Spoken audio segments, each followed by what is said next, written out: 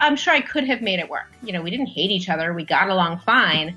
But there was just this point of like, you know, it's too early to settle. It's too early in my life to just give up on finding something better. You know, I had a professor in college say that, you know, she traveled every summer and she said, you know, people always say, oh, I could never travel. And she said, yeah, it's all a matter of priorities. She said, whatever you make important to you, you will do.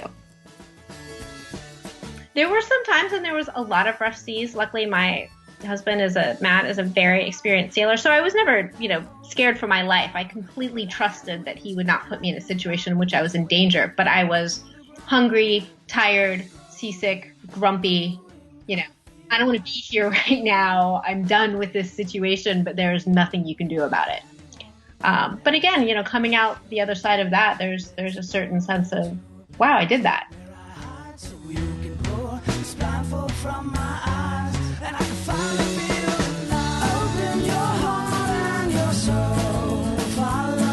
Hey everyone, I'm Shannon Kinney-Duh, creator of freespiritlife.com and this new podcast. I'm also a holistic life coach, a recovering perfectionist, a reformed self-doubter, and an artist. I also like to call myself a soul care teacher. I love anything to do with mind, body, spirit, connection, healing, and growth. I'm a yoga teacher and a mom to 3 boys, so I have a lot to practice on my own spiritual path. And when I am practicing, when I am fumbling and stumbling along the way, I like to reach out and connect with others who are on a similar journey. So I'm really excited to bring this podcast to you so that we can have more conversations about what it means to live a more soulful, a more authentic, and a more creative life. In today's show, I'm introducing you to my friend Lindsey McCoy. Lindsey has an amazing life story. We met years and years ago, fresh out of college in Boulder, Colorado, and she's going to explain how her life has unfolded to this point. When she was living in the mountains, her house was this hub for hippies and musicians, and she was married young, and something in her life just didn't feel right. And she's going to share how she decided to listen to those messages in her heart and take a new path. She really learned that when life doesn't feel right, that we have signs and we need to learn how to follow them. She talks about how she learned to make space to find her true self and how she had to face some really tough choices to get where she's at today. She talks about her life living on a sailboat for 1.5 years. And it's just an amazing feat in itself. I think for most of us, we couldn't even imagine doing that. So it's really fun to hear Lindsey's story and how it also taught her that really we don't need to live with as much as we think we do. So it's really guided her on a path to live more simply, and she'll explain how that's even unfolded in this really cool business that she just started with her sister. Can't wait to share this interview with you. It's a beautiful conversation. And before we jump into it, just a reminder, if you have not already, visit our website, freespiritlife.com, and join our mailing list where you can enter to win so many great prizes. We have life coaching services and online classes and gift certificates and natural products and all these amazing gifts that we are giving through the month of September 2017 for our podcast launch. So you definitely want to join our mailing list. And if you would be so kind, if you're loving the show, stop by iTunes and leave us a review, rate the show, and email us and let us know that you've done that, and you will get extra entries into all these great giveaways. So our email address is shannon@freespiritlife.com, and we will give away all these great prizes at the end of the month, and you might be one of them, one of the winners. So thank you for doing that. Okay, let's get on to the show. Hey, Lindsey, I am so happy that we get this opportunity to chat today. I know. It's so fun to be able to reconnect with you in this way. I know it. So, why don't you give us a little intro? Just tell us a little bit more about your family life, your business life. Like, who is Lindsey? Okay. In like 2 minutes, you Yeah, gotta. no, like recently, which is the funny thing is that there have been, as you all many, many incarnations of Lindsay. But right now, I Yes. am married with a son who just started fifth grade, living in Wilmington, North Carolina. And I just, for the first time, started a business. I'd spent the last 20 years doing nonprofit work, and I just started a business called Plain Products that does natural shampoo, conditioner, and body wash in aluminum bottles that can be returned, refilled, and reused, trying to help put a little less plastic in the world. That is so cool. Well, we're going to talk more about the business because I really want to understand more about that idea, how it came up, and how it works. And it's funny that you say that many incarnations of Lindsay because that's, as you and I were chatting before we hit record, you and I have such a unique friendship in that we met during that really fun time where you're fresh out of college. We had our first probably real like salary job. Living in the mountains and just having that freedom that comes right at that time in your life. And I just remember how special it was meeting you, and we all had, our group of friends where we just kind of clicked and bonded because of that time that we were living. And it's just really fun that we still have, I mean, I don't even want to say how many years it's been because then everyone's doing the math, but it's been a long time since that time. And yet we've stayed connected through email and phone. But every time you and I talk or I see you, I just feel like this rich connection between the two of us. And it just makes me happy. It makes me happy that we had that experience together and had that history. So the many incarnations of Lindsay take us back to when I first met you. And we're living in, yes, Boulder, Colorado. And what I remember is that you were living in a house that became like this hub for musicians and hippies. Oh my God, we had so many people live. I mean, I think we jokingly called it like Boulder transitional housing. I mean, we had college friends coming and going. My sister was there for a while. It was, I don't even know how many people lived in that house. I honestly have never stopped to count. And you know what? I forgot. I lived there for like a week. See, there you go. Exactly. Yes. Exactly. So Yeah. you were living in the mountains in this beautiful house, and it was that fun time with all these hippies and the musicians and people coming in and out of your house. And how in that time when you were kind of starting your life after college, tell us a little bit about living there and that experience, and then what shifted for you? What took you out of that place in your life? Yeah. Well, I did as a lot of people do. I ended up getting married young, out of college, moving to a different place, and I think took a while to find myself and figure out what I wanted. As I think you and I have in common, I'm a pleaser by nature, so it is very easy for me to just fit into whatever's going on around me and just sort of make that work. And as I went through my 20s, I started to realize that the situation I found myself in wasn't necessarily where I wanted to be in the long term. And my husband at the time and I both kind of came together and realized, through counseling and lots of conversations that, what our happy ending was did not at all match up anymore. And so we decided to part ways, which I think was a good thing for both of us.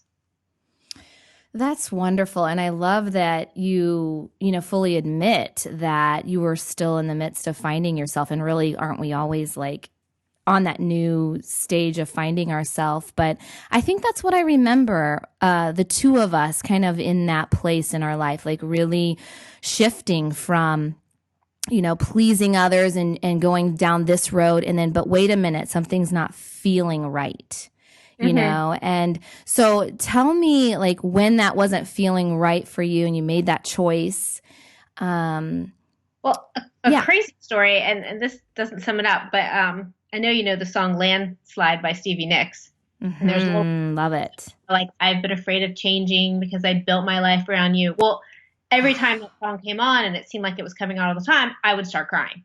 Wow. There's a sign.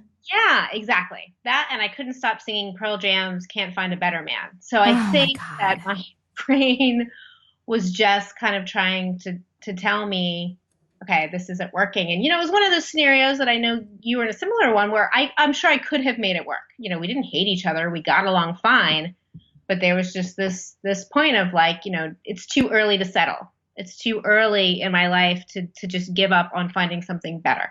That's And I, so good. yeah, Too yeah. early to settle. And I think you're right. And I think when you have that people pleasing personality or this kind of go with the flow, laid back quality, you sometimes you try to make things work to a fault. Hmm.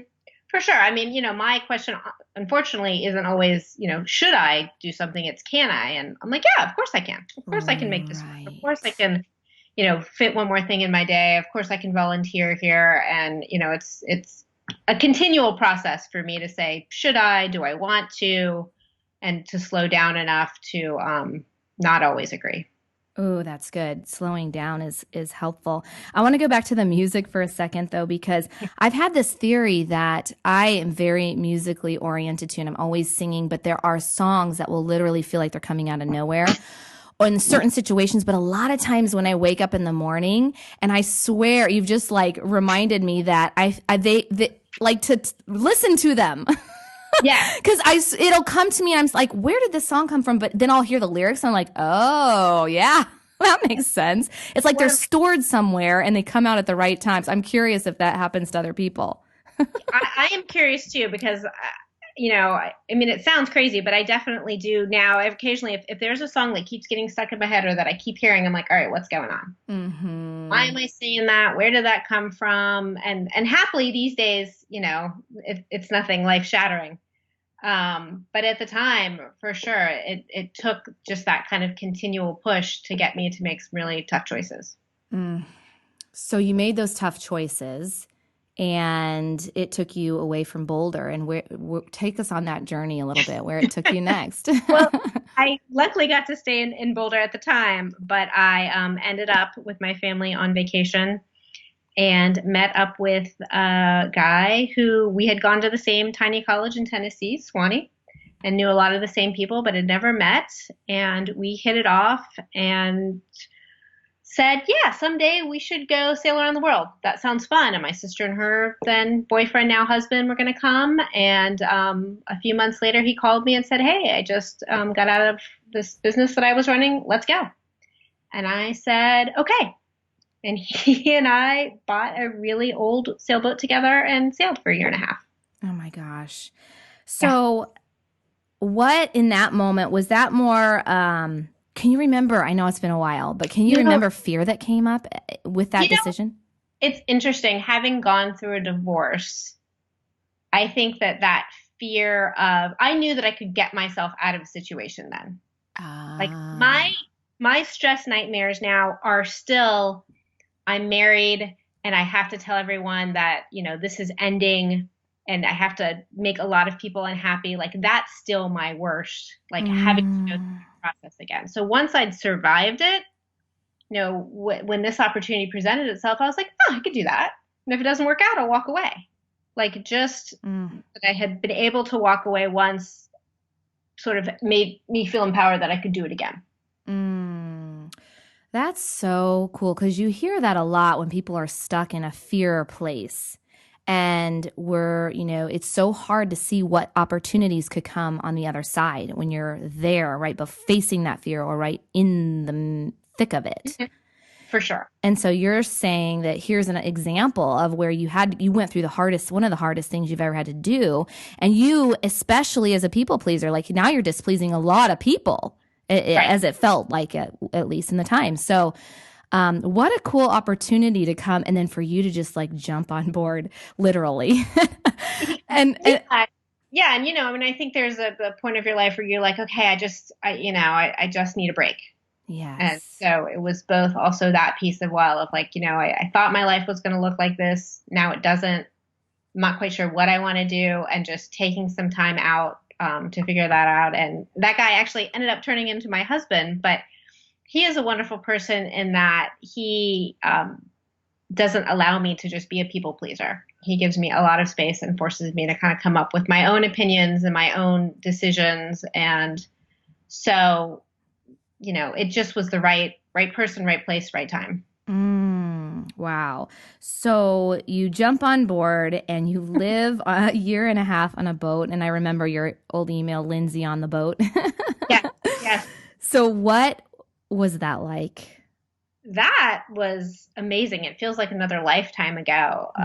We were just living on this old boat and that was a full-time job. I mean, we, getting food and we had to get in a dinghy to go everywhere and sailing place to place. And we went to Central America where things were cheap and we had enough money for a year. So that's what we did, and traveled. And, you get to travel with your house with you. I highly, highly recommend it if you have the inclination. I mean, there are so many people who were doing it and who were retired, and they kind of looked at us and said, what are you doing out here? Mm-hmm. You're not supposed to do this until you retire. And we said, well, actually, it's a lot of fun to do it right now when, we have the energy and we don't mind, being on a boat, getting in and out of a boat. Yeah, it was phenomenal. It was great.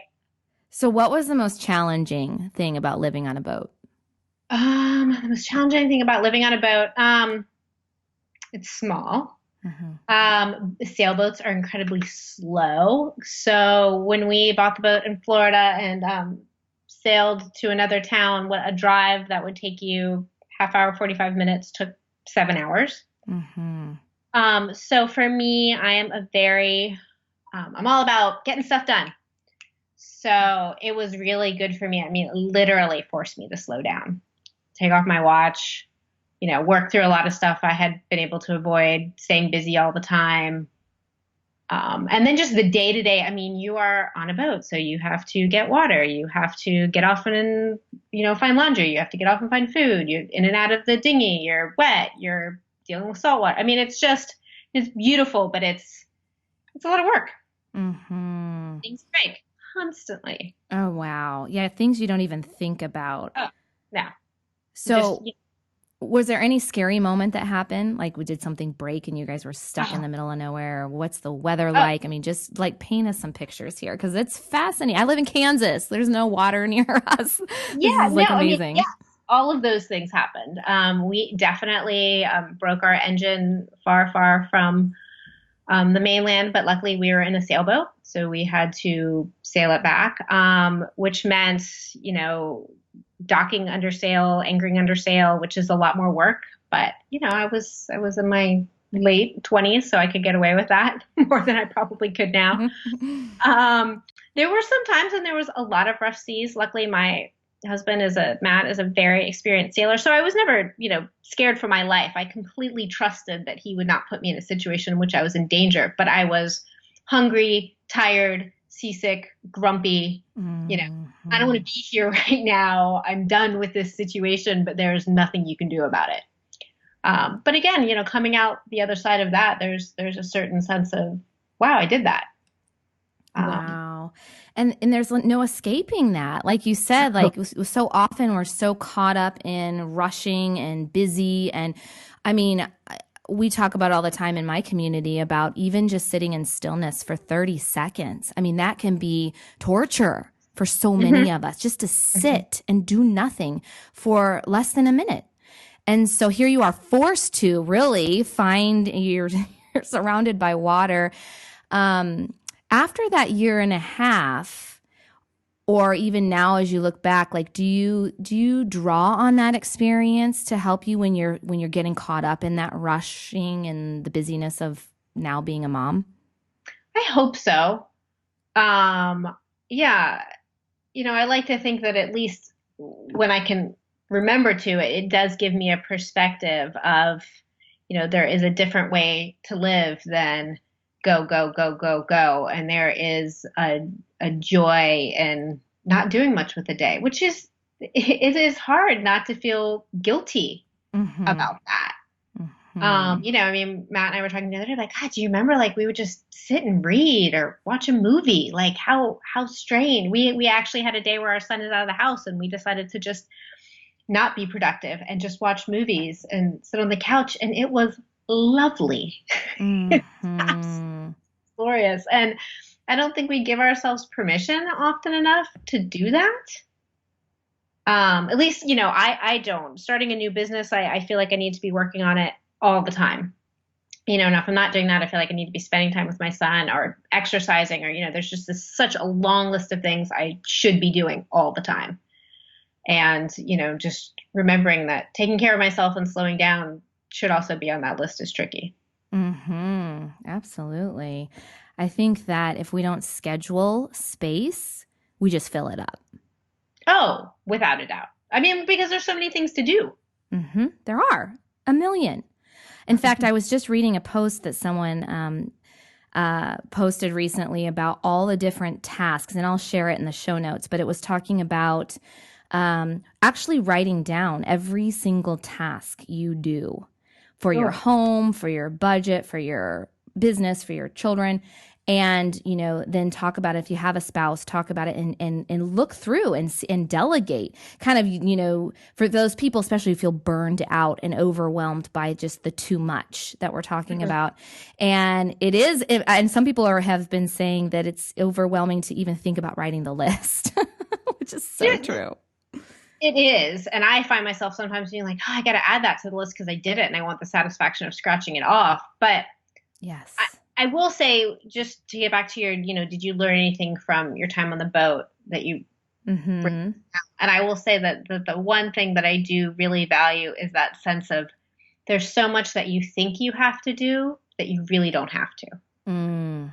We were able to pare down a lot of stuff and then, we'll get there, but I lived in the Bahamas for 10 years where we just didn't have a lot. And so I got in the habit of, not doing so many things that I think people feel like they just have to do and not having a little bit more of a just kind of a simple life and trying to maintain that even moving to the States has been helpful in keeping me sane. Oh, I bet. Oh, I want to talk more about that because I feel in my own life that's we're kind of going in that direction even more, wanting to simplify our daily living, even simplify our home, downsize a little bit. So I want to talk about that, and since I've been there to the house you're talking about in the Bahamas, just a really fast story. This was my 30th birthday, and this was pre-kids.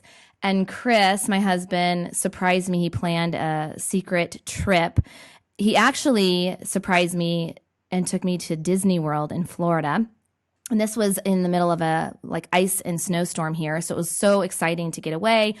And then on our way, we were sitting at the airport getting ready to come home when he surprised me again and said, "Oh, we're not going back to the ice storm. We are flying to visit Lindsey in the Bahamas." And to this day, that's like one of the greatest gifts I've ever gotten. And we flew to visit you and, taking a ferry to your island that had only golf carts. Yes, yes. I got to experience it for a week. Finding even a pizza was really a challenge. And I remember at the time, even the grocery store, there was hardly any produce. You have to really adapt.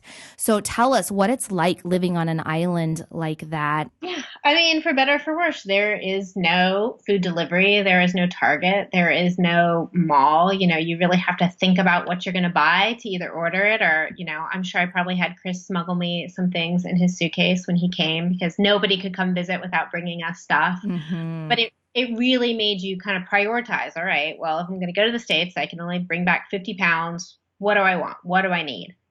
And so that became a very small, manageable list because it had to be.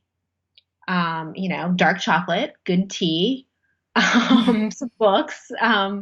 You just started to really pare down to things that you couldn't get otherwise, or that you desperately needed, or that just made life better. And I like to think that, now we continue to do that. We try not to shop too much just for the sake of shopping, which can take up a ton of time. Mm-hmm. That's something that you do, a ton of time, a ton of space, a ton of money. And that is one of the things that for sure, moving back to the States, there's so much stuff and it's so cheap and it's so easy to get it. Yes. And it actually kind of fed into this plastic thing that I'm doing is, we've become like this crazy disposable culture where we just buy stuff and use it and then throw it away. Yes. That's not something that you can do a lot in the Bahamas, just because it's, it's not really available, but the fact that you're wasting it is just so much more apparent. I mean, we had baby shower decorations that just got handed down from baby shower to baby shower to baby shower because, there was no place to get them. So that piece of reusing and thinking about your purchases more carefully, or buying something that you knew was going to last and wasn't just going to fall apart, or, buying toys that were going to last, all of those, all of that thought process was a lot more necessary. And it's something that I tried to bring with me. Well, it also reminds me how important it is for people to get out of their bubbles and out of the life they're currently living, because I think you're right. If you don't see it, if you don't know where your trash is going, where your recycle is going, you just don't, you're not conscious of it. You don't really pay attention to that part of your life. But when you live somewhere, or you travel somewhere, or you go camping, or you have that opportunity to experience, daily life outside of your normal living, it can open your eyes if you're open to it. And so tell us how that really developed into creating a business, because there's those of us who are like, okay, I'm going to bring my bags to the grocery store, and Yeah, that's totally where it starts. I mean, somebody told me that every piece of plastic ever made still exists, and I was like, huh. I mean, you understand that, but then you start to think about it. The plastic is this material that doesn't biodegrade. It doesn't go away. It may break down into smaller pieces. And then the Bahamas, there's not the luxury that we have in the States of your trash disappearing. The infrastructure there just isn't as strong. So you see it a lot more. I mean, you see the piles, and you start to realize that you are contributing to that. That when you make a choice to buy something and use it for a few minutes, whatever it is, you're a part of that. And, I mean, I am far from perfect. I mean, I still buy plastic stuff. I mean, it's life.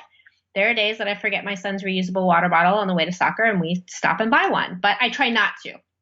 When possible, I try not to. I try to think about it a little bit more. So, started with the bags, started with the water bottles, started trying to think about it a little bit more. And then I realized that I couldn't find any solutions that worked for me in the shower. I was in the shower one day and I'm looking at these plastic bottles and like, ugh, these are all just going to go in the landfill. And I hate that. And then I said, well, maybe I could solve my problem and other people's problem at the same time. I was thinking about moving back to the States. I was a little burned out from fundraising for the last 20 years. I wanted to do something different, didn't know what I wanted it to be. I called my sister, who you've met, and could not be more different from me, and talked her into doing it with me. How fun. So fun. So what are the different roles that you guys do? So we are, Shannon knows my sister Allie. So Allie has a design degree. So she is the person who made sure that we had a good product, because we tried a lot and I was fine with all of them. And she was like, nope, this sucks. Nope, this is good enough. Nope, we can do better. And she was right. And we have a great product, and it is completely to her credit. Was that frustrating for you at the time, or did you know you'd get there and you needed that? Both. I mean, I said, the fact that we want to kill each other constantly probably means we're doing the right thing. Right. Luckily, we have that kind of relationship. We've developed it where we can be pretty honest with each other. So yes, I mean, I both was incredibly frustrated with her, but I knew that I needed that from her. I knew that we were going to be better in the long run for it. And the same thing, with designing a label. I was like, yeah, let's just do this. And she was like, nope, that looks like a 5-year-old drew it. Let's try this. Let's try that. Let's think about colors. Let's think about, and it was a very long process, but we ended up in a great place. And I give her tons of credit for that too. So we would not be as successful as we are today without everything that she forced me to go through. Well, that's awesome, because you need both. You're going to be frustrated, but to find that, balance that you can work with each other, but design and all of that is a big piece of it too. So I want to talk specifically about how to get your product, because I've been wanting to sign up for this. And I want to talk about that. But before we do that, what would you say? We talked a little bit about kind of your struggles of finding yourself and living an authentic life, or living more into your, in line with your own values and what feels right to you. And what would you say living an authentic or a free-spirited life is? What does that look and feel like to you? That's a good question. There's so many pieces to it. I mean, to me, it's, not listening to that little voice inside and not saying things that don't feel right or don't feel true for whatever reason, when it's easier to say those things. Mm-hmm. Speaking up and saying what I actually really think or say, which is terrifying for me. When I see other things, I'm like, oh, that's cool. I want to be doing that. Actually try to go do that, even if it's scary. It's funny. You hear so much about social media, and there are some great things and some not great things about it. And, people curate their lives to, have them look one way or another. But I do see things and I'm like, oh, that's something I want to do. And I think it's great when it can actually inspire you to go do those things, not just wish you were doing those things or want to be doing those things, but go have that experience. And for me, it's about experience and not about buying the new sofa or whatever. It's about like a trip or skiing or trying some sport or, going somewhere with my son. Like those are the things that I say, oh, wow, I want to do that. And I get excited when I'm like, oh, I'm doing it. Like I'm getting to be this person that I wanted to be. I love that. Oh, I want to do that. I love that because it's so, I always talk about taking mindful action. It's like setting an intention or being conscious about what that is, like listening to that voice and not pushing her away, not ignoring her, and giving yourself that space to listen and see where she's trying to guide you next. But it's really what happens, we get fearful and then we get stuck. And I hear that a lot from women. I feel paralyzed. And I love what you're saying, because it's like you felt that before, but you're not allowing yourself to like stay stuck. You're creating movement. And going that way helps you, realize, oh my gosh, I'm doing it. And now it makes the next step, the next scary thing you're about to face, easier. Oh, for sure. The first step's always the hardest, right? Mm-hmm. Yes. So yeah, go ahead. No, I was going to say, I mean, there's so many people who are like, oh, I wish I could live on a boat, or I wish I could travel for a year. And I'm like, you can. Yes.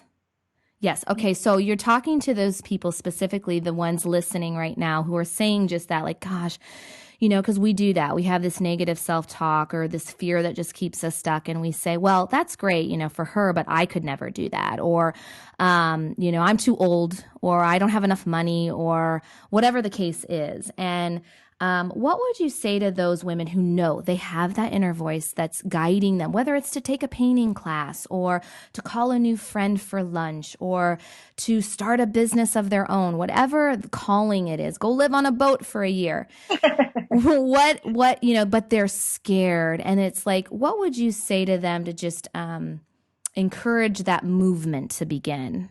I had a professor in college say that, she traveled every summer, and she said, people always say, oh, I could never travel. And she said, yeah, it's all a matter of priorities. Yes. So whatever you make important to you, you will do. So when it comes down to a new car or a trip, you decide.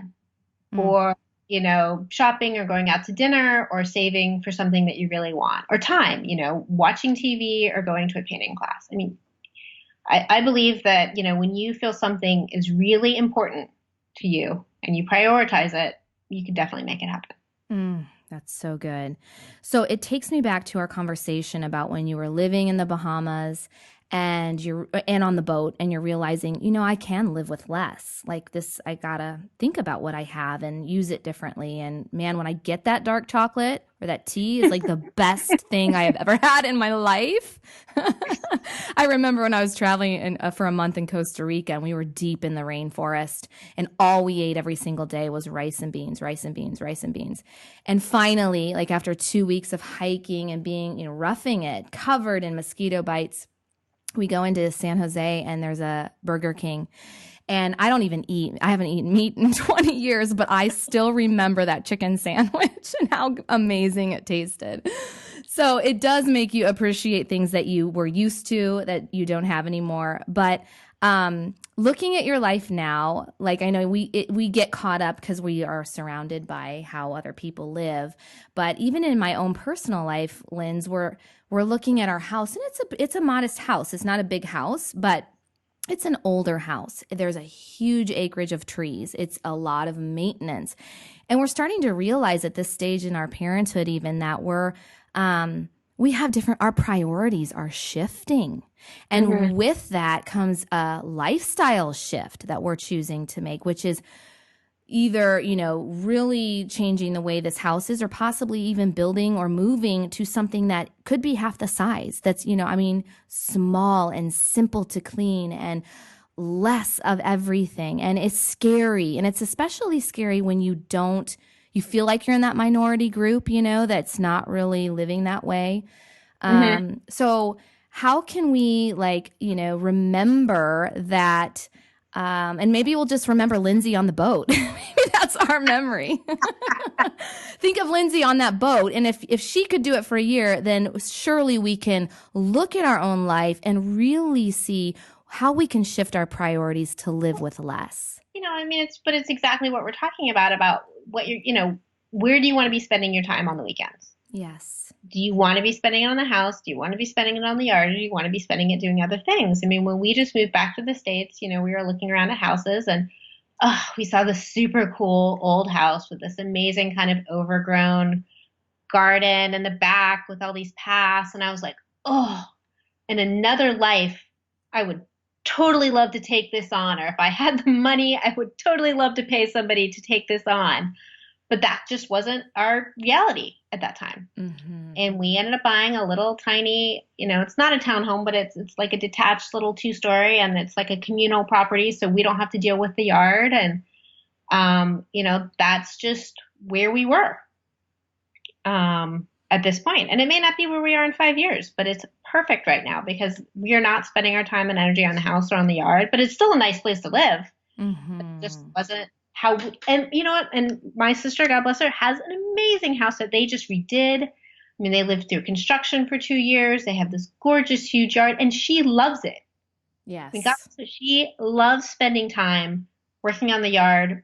She will spend a day picking out a light fixture, and I would rather, have my toenails pulled out than do that. Or let's just say go skiing. Go do something Yeah, I would rather have something, do something else. But that's an enjoyment to her. And so, again, they're to each his or her own. Whatever your preferences are, there are some people that they love doing house projects. So they should buy an old house and fix it up. Right. Well, that's great. I think that's cool because, living in a small house or, with no yard is not going to be for everyone, but it's really about what you're wishing you want to do, really listening to that. Is that really a wish because everyone else is doing it, or is it really you feel this calling within you that's kind of pushing you in that direction? Well, then there's some shifting that has to happen so that you can, because you can if you shift your priorities and shift your mindset and go for it. Take that movement that you need. Definitely. So you are a mom, you are balancing a business, all of that that we've talked about that's on your to-do list and your should-do list and your plate. What does an average day look like to you? Or how do you find your kind of sense of centeredness in your own life? I don't know that there is an average day, which I'm actually okay with. Mm-hmm. Every day is a little bit different, whether it's a meeting at my son's school, getting to do a podcast with an old friend, they're all a little bit different, but for sure I work very hard to make sure that I get some yoga or walk in with the dog at least once a day just to kind of check in and slow down and take care of myself a little bit. But I'm on the computer a lot, and that is a blessing and a curse working from home because I have to remind myself to step away every so often. I want to be as responsive as I can, but not be completely checked out. So it's hard. It's a tough balance, but I feel very lucky that I get to, pick my son up from school, take him to soccer games, even if I'm on my phone some while I'm there. Mm-hmm. Awesome. And do you, obviously having your own business is a creative endeavor. You have to apply your creativity constantly. It's a problem solving and trying new things and taking healthy risk and all that stuff that goes with having your own business. And do you feel that it's creative at times? Do you have other ways that you nourish or nurture your own creativity? What inspires you every day to keep doing what you're doing? No, it's so fun that you said that's creative. And I appreciate it because I think that creativity sort of gets kind of channeled down into just particularly artistic pursuits. Mm-hmm. And I do primarily think of myself as a problem solver. And I do like to think that I find creative solutions, but I don't always equate that with creativity. So I appreciate that. Well, yeah, and think about it. If you're talking about your sister who's this designer, like it's a obvious visual, Mhm. creative job, and I'm sure that's probably partly what you felt. But yeah, and I know you write too, so you're definitely creative in your writing. And but yeah, I think we all tend to, I hear people say all the time, I'm not creative.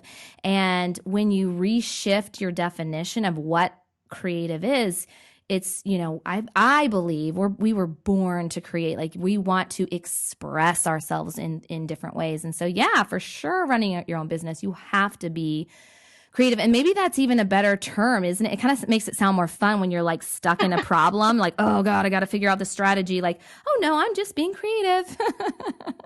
Well, yeah, I mean, it definitely is because there is no easy solution. So you do have to create it Yeah. from somewhere. Yes. Especially it took us almost 2 years to get this business up and going, and there were lots of problems along the way, and we had to be creative. But it's just interesting using that word, the same Hmm. word in context, how you think about it. So, um, So you had 2 years of building this business. Did you ever feel like giving up?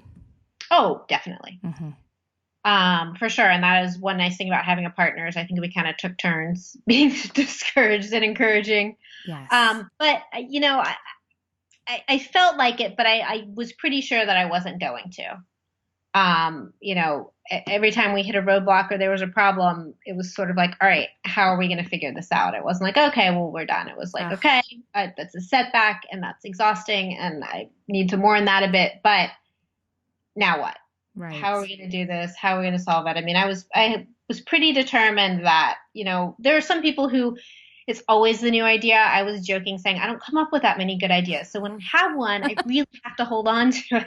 I love that because I'm one of those like too many idea people, and so how awesome it's in a way. It's kind of like going back to Lindsay on the boat, right? It's like Yeah. I only have this piece of dark chocolate, and I'm gonna savor it every day until it's gone. Like, I'm going to nurture this Yeah. idea until I get it up and running. So that's awesome. So tell us, how can we learn more about your business and explain again how it works? 'Cause I'm trying to visualize. I buy my shampoo. What happens?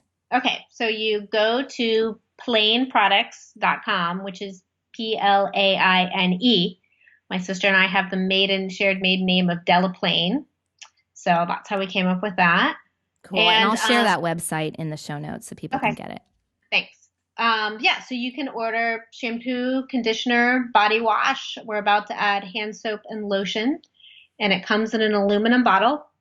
And the bottle shows up at your door, and there's a pump in the box along with it. Put the pump on, use it. When you start to get low, you can come back and order a refill, or you can subscribe when you're there, and we'll just send it automatically. But a new bottle comes, switch the pump over, and then the empty bottle goes back in that box. There's a label, a return shipping label inside that box, and you just send it back to us. Leave it outside the door, and the mailman will pick it up, and we will wash it and refill it and send it back out into the world.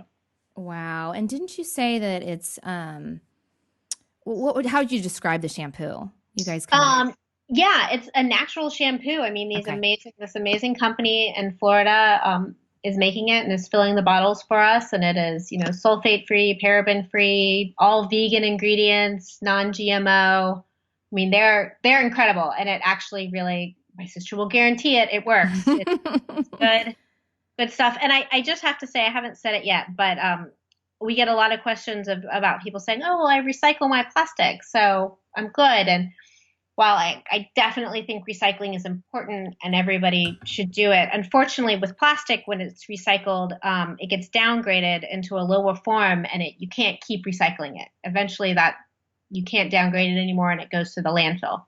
Whereas Wow. with aluminum and glass and to some extent paper, it's infinitely recyclable. Oh, that's so good to know. Yes. So when you recycle your cans and your bottles, those just get turned right back into the same thing. So if you're ever trying to decide, what material of something to buy, always try and pick out something that can just be infinitely recycled. Wow. Okay. So it doesn't matter what number the plastic is, any plastic. Doesn't matter what number the plastic is. Mm-hmm. Any plastic, when it's recycled, is going to get downgraded into a lower form. The number may mean that it may last an extra trip or two, but all of that stuff is eventually going into a landfill. Okay. So I was at the store the other day and I have this, I don't know what to do about trash bags. Yeah. Is there any solution to that? Because I was pained. I was trying to find, we sometimes use the compostable, whatever. Yeah. What do you do? That's what we do. Okay. But, there isn't. And this is all stuff that, again, I think people are just starting to think about. Mm-hmm. So I think, as consumers, we need to keep asking for it and supporting it. Because it's crazy to stick all of your trash in a plastic bag and then throw it in a landfill because it's just all going to be trapped in there. Oh, God. Yeah. All right. Well, that's for another show, but It is related, which is to say, I feel like our conversation today was a lot about really being mindful and intentional about where your life is, where it's going, when the shifts are kind of knocking at your door, and how you're going to face them. And then ultimately, when you take those steps in that movement, it has a ripple effect in your entire life. And I see that happening for you and this business. It's like, wow, who knows where we would have been if we both stayed in that hippie house.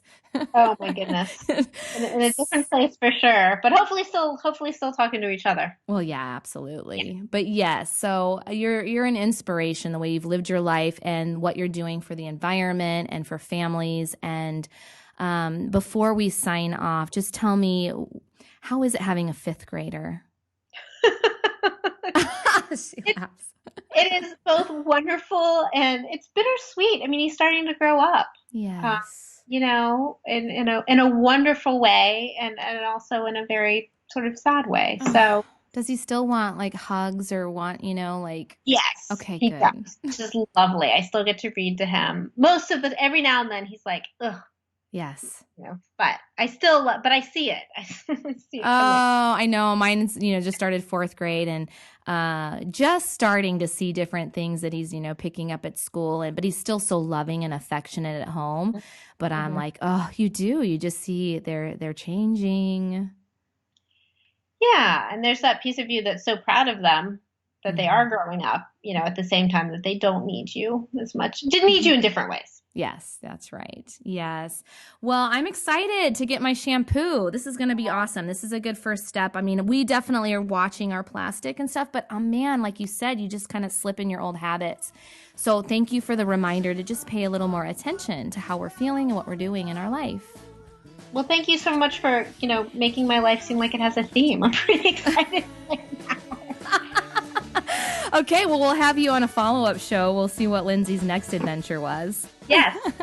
Thank you for seeming like it all made sense now. Yes. Oh, I adore you. I wish we were closer, but now just more excuse to meet somewhere in the middle. Sounds perfect. Okay, my friends, I hope you feel inspired by Lindsey's story. To learn more about her and her products, you can visit afreespiritlife.com and look for the show notes for this episode number 4. Also, if you haven't already, join us on Facebook. We have a private A Free Spirit Life community on Facebook where you can join that group and connect with other women from around the world. And join us next week as we dive into the topic of the creative process. We'll talk about 3 important tips that you'll need to instill into your life when cultivating a creative practice. It's a great way to make room for creativity, Because when you make room to nurture and nourish your creativity in your life, you feel more inspired, you feel more intuitive, and you feel more connected to your authentic way of being. It helps you be more present and more connected in your daily life to the things that matter most to you. So join us for that show and join us in the discussion on Facebook, and I will see you soon. As I open up to a place where I feel wide awake, I wipe away the dirt, shake it off till I see a brand new page. I'm growing, it takes time to realize that we're free, and I believe it's true.